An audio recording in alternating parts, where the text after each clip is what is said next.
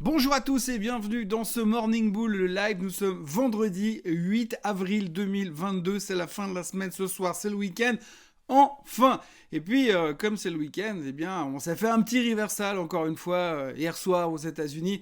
Ce qui est assez rigolo, c'est qu'on s'est de nouveau fait un truc qu'on connaît bien, un truc un peu sympa là. Vous savez, les Européens, ils finissent la séance au fond du bac parce qu'on a peur, parce que l'Ukraine ça va pas, parce que l'inflation est là, parce que les taux sont là, parce que la BCE va aussi monter les taux un jour, parce qu'ils ont aussi peur de l'inflation en Europe.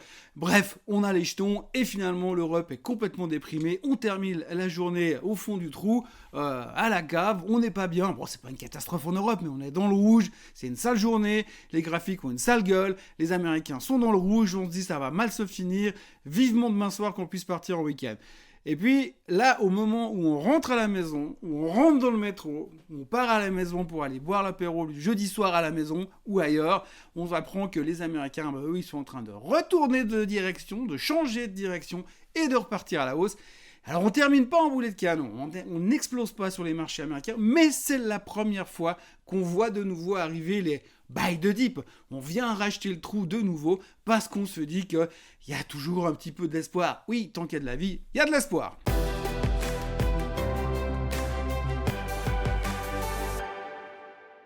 Ce qui est assez rigolo, c'est que finalement, hier soir, eh bien, le marché américain termine en hausse, pas de beaucoup, mais en hausse, avec des reversals un peu partout, sur le S&P, sur le Nasdaq, sur le SOX.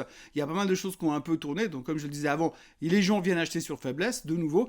Il n'y a pas grand-chose de neuf, on est toujours dans la même préoccupation, on est toujours stressé par les mêmes soucis, on digère toujours les annonces de la Fed, mais en plus, hier, on a dû digérer le fait que la BCE a aussi publié ses minutes à elle, et qu'eux aussi se montrent inquiets de l'inflation en Europe, parce que jusqu'à maintenant, on était moins touchés, on avait l'impression qu'il y avait moins d'inflation en Europe qu'aux États-Unis et c'était que les Américains qui payaient. Eh ben non, on est en train de rattraper le train. Donc Madame Lagarde est aussi en train de penser à la suite des événements. Alors là, on sait qu'ils vont commencer à changer un petit peu leur politique au prochain meeting de la BCE.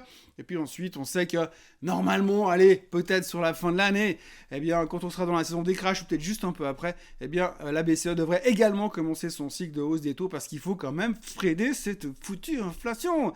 Bon, malgré tout ça, ce qu'il faut retenir, c'est que les marchés américains ont réussi enfin à tourner un petit peu la veste et à nous donner un petit peu de positivisme après ces 2 jours complètement pourris qu'on a vécu sur la tech et puis sur le reste des marchés en général. En fait, c'est assez marrant parce que en même temps qu'il y a ce rebond, qu'il y a cette espèce de mini reversal qui se dessine, cet espoir qui arrive au fond du bois là-bas, ce silver lining, ce lever de soleil qui se dit peut-être qu'après la pluie, il y aura le beau temps, eh bien finalement, on a quand même beaucoup de commentaires négatifs. Hein. Alors hier soir, j'ai passé un peu de temps, d'ailleurs là, c'est pratiquement... très tôt le matin. Et j'ai passé un peu de temps cette nuit, on va dire, à lire pas mal d'articles et à voir un petit peu quel était le feeling des marchés, comme je fais régulièrement. Et ce que j'ai appris finalement, c'est que pour l'instant, c'est un peu le pays des ours. Hein. Il y a quand même beaucoup de bears qui sont dehors. Alors les gens en profitent, hein. C'est comme d'habitude, on se prend 2 jours de baisse, on tape la moyenne mobile de 200 jours, on repart à la caisse, la volatilité augmente, les gens s'inquiètent, on a peur de hausse des taux, on a peur d'inflation, on a peur de superinflation, on parle de récession, on a les courbes des taux qui s'inversent. Il y a quand même pas mal de choses qui nous permettent de dire du mal et puis dire qu'on va se planter. Donc du coup, les gens en profitent. Hein. C'est le meilleur moyen pour se faire inviter sur un plateau télé. Si aujourd'hui vous arrivez que le marché est en train de se péter la figure, qu'on vient de perdre 5 ou 10 ou 15% ou 13% comme on a perdu sur le SOX depuis quelques temps, les gars à la télé, ils ont envie de vous voir venir dire « Attention, on va tous mourir !» Donc ils ont vraiment envie de voir ce genre de choses et c'est maintenant qu'il faut saisir l'occasion. Donc du coup, on a pas mal de gens qui se sont pointés. Alors on a Jeremy Grantham qui est venu, c'est un gros gérant de fonds très connu aux États-Unis, qui est venu à la télé hier pour dire que jamais avec un pic sur le pétrole, eh bien, jamais le marché s'en était sorti sans avoir une récession. Donc ce qui veut dire, c'est qu'une fois que le baril va au-dessus des 100, dès qu'on a un signal au-dessus des 100 de baril, eh bien systématiquement à un moment donné ou un autre, c'est un signal de récession. Oui, ça je l'avais dit aussi, ça fait un moment, mais tout le monde s'en fout quand c'est moi qui le dis. Par contre, quand c'est Jeremy Grantham, on dit « Oh, mais attention, récession ahead !» Donc on a peur d'avoir une récession, il l'a dit. Alors je rappelle pour la petite histoire que monsieur Jeremy Grantham, lui aussi, il est faux 9 fois sur 10, hein, il vient régulièrement à la télé, puis ça va mal se finir.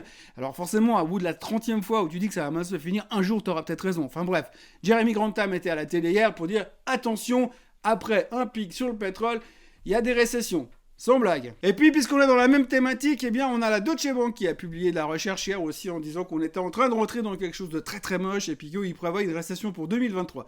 Alors, ils ont fait leur calcul. Hein. On sait que statistiquement, quand on a des signaux indicatifs de récession, comme le pic du pétrole au-dessus de 100, comme a dit Monsieur Grantham, comme les inversions de courbe des taux, qu'on accepte ou qu'on n'accepte pas, qui sont un mauvais timing ou pas un mauvais timing, mais on sait globalement que plus ou moins, eh bien, dans les 9 à 12 mois, allez, on a une récession derrière. Alors, du coup, eh bien, Deutsche Bank est venu dire, on va encore avoir une hausse sur les marchés, on va terminer plus ou moins bien sur le S&P à la fin de l'année, mais alors après, paf, récession, baisse des marchés, correction massive de plus de 20%, la cata totale. Bref, en tout cas, ils ont prévu un gros truc l'année prochaine, entre sell in me and go away. Allez, dans un an, ils nous prévoient plus ou moins une récession et une pétée de figure de l'ensemble des marchés boursiers pour l'année prochaine. Alors ça, c'est rigolo, là aussi, hein, parce que depuis des semaines, on a une vision qui a 24 heures, et ça encore, c'est pour ceux qui font du long terme, et puis là, tout d'un coup, eh bien, les mecs, les analystes, les stars de la finance débarquent et viennent nous dire, voilà, maintenant, nous, on voit là, à 2 ans, on peut vous faire des scénarios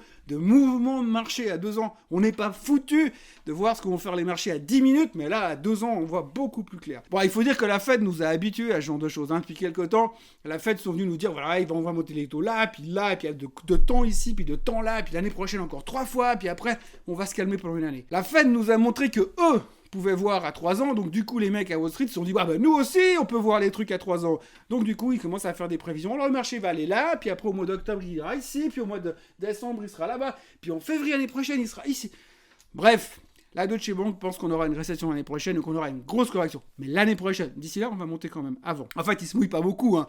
C'est un peu comme le gars à la météo qui vous dit alors il va faire soleil, mais peut-être il y aura de la pluie, mais peut-être il y aura de la neige aussi, donc on sait jamais. Bref, on n'en sait rien, mais la Deutsche Bank a prévu une récession et une grosse correction des marchés l'année prochaine. Dans 12 mois. D'ici là, ça va bien se passer. Et puis alors, on va revenir aussi, parce que le troisième truc de la journée, alors, c'était la théorie du Dow Jones Transportation. Je vous ai déjà parlé de la théorie de Dow, où on dit que quand le Dow Jones Transportation part dans une direction, si le Dow Jones industriel, le Dow Jones classique, le suit, c'est bon signe. Si c'est divergent, ça va pas. Et pour l'instant, eh bien, on a un indice qui est en bear market, et c'est le Dow Jones Transportation. Si on regarde le graphique, bah effectivement, depuis le top du marché, qui date de novembre l'année passée, le Dow Jones Transportation est en bear market puisqu'il a perdu 21,5%. Donc techniquement, en dessous de 20%, c'est un bear market. Et quand vous avez le Dow Jones Transportation qui est en bear market, ça veut dire que logiquement, le Dow Jones industriel va finir par le suivre. Donc, c'est une mauvaise nouvelle. Maintenant, j'aimerais juste mettre un petit peu de bémol dans tout ça, parce que j'ai vu ça dans des journaux aujourd'hui, sur plusieurs articles. Ouh, attention, il y a un signal de bear market sur le Dow Jones Transportation, ça a marché super bien ces 100 dernières années. Faites attention, on va tous mourir dans l'atroce souffrance. Oui, bien sûr, le seul truc qu'il faut quand même faire bien attention, c'est que dans l'histoire du Dow Jones Transportation, on a eu un pic qui a fait le top du Dow Jones Transportation. D'ailleurs, à cette époque-là, on s'est excité parce qu'il y avait une cohérence entre les deux indices. Le Dow Jones Transportation faisait un pic à la hausse, le Dow Jones tout court montait. Ouais, c'est génial, c'est un signal bullish. Mais en fait, le Dow Jones Transportation a fait un pic à cette époque-là. Pourquoi ? Parce qu'une boîte qui s'appelle Hertz avait annoncé à l'époque qu'ils allaient acheter 100 000 Tesla. Depuis, on n'en a plus jamais entendu parler. On n'a jamais vu le contrat et on ne sait même pas où sont ces 100 000 Tesla en question. Ce qu'on sait aussi, c'est qu'entre deux, le titre Hertz a spiké à la hausse, le Dow Jones Transportation a spiké à la hausse pour faire le top au top du top, et puis derrière, tout s'est dégonflé, et on a reperdu 5-6% dans la foulée, à cette époque-là.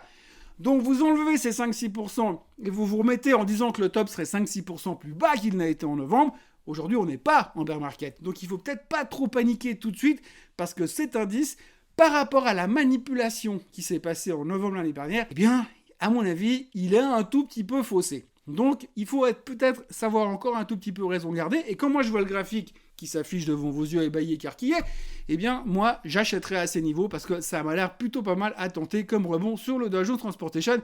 Et si on n'était pas en bear market, et si justement, on avait été tester cette limite un peu grise avant le bear market pour dire, ouais, ça, c'est une zone d'achat. Donc voilà, si je regarde le marché hier soir, en fin d'après-midi, version européenne, il y avait tous les bears qui étaient dehors. C'était vraiment le pays des ours. Hein. Ça se baladait dans tous les coins, ça s'échangeait des pots de miel dans tous les sens. C'était bear market ahead. Attention, les ours peuvent arriver de tous les côtés. Et puis, je reviens 2 heures plus tard, à 22h01, et là, je vois que les indices ont réussi à se retourner. le buy de dip est revenu dans le marché, et finalement on s'en sort pas trop mal. Alors on va faire, c'est du jour après jour, on n'en sait foutrement rien ce qui va se passer derrière, mais en tout cas, j'ai l'impression qu'on s'est sorti une belle épine du pied hier soir, pour l'instant.